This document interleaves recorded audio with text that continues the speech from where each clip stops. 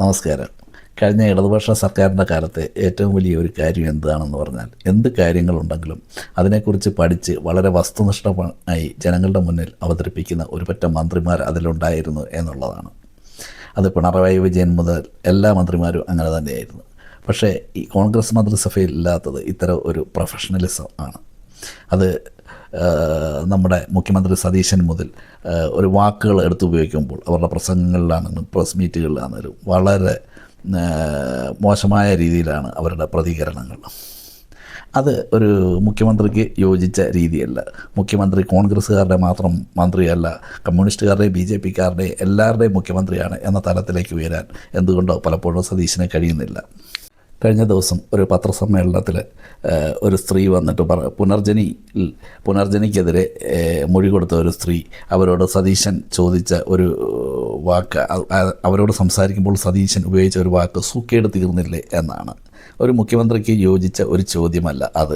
രണ്ടാമതായിട്ട് ഞാൻ കണ്ടതാണ് ഒരു ഇൻ്റർവ്യൂവിൽ കൈരളി ഒരു ചോദ്യം ചോദിക്കുമ്പോൾ, കൈരളിയുടെ ലേഖകൻ ഒരു ചോദ്യം ചോദിക്കുമ്പോൾ റിപ്പോർട്ടറോട് അദ്ദേഹം പറയുന്നത്, കൈരളി അങ്ങനെ പല നുണയും പറയാം, അതിൻ്റെ ഉത്തരം ഞാൻ പറയില്ല എന്ന് പറയുന്നുണ്ട്.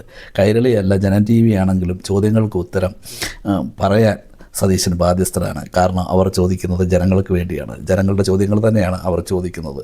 അതിനെ അങ്ങനെ തന്നെ ഉൾക്കൊള്ളുന്നതാണ് മാന്യതയും. അതിനുശേഷം വീണ്ടും ഹെലികോപ്റ്റർ വിവാദം വന്നപ്പോൾ അദ്ദേഹം പറഞ്ഞു, ഹെലികോപ്റ്ററിൽ ഞാൻ അതിന്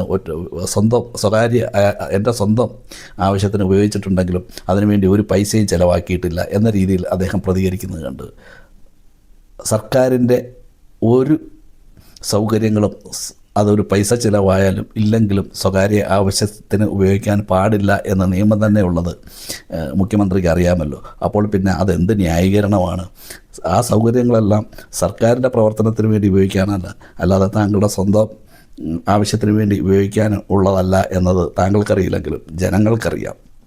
അതുപോലെ തന്നെ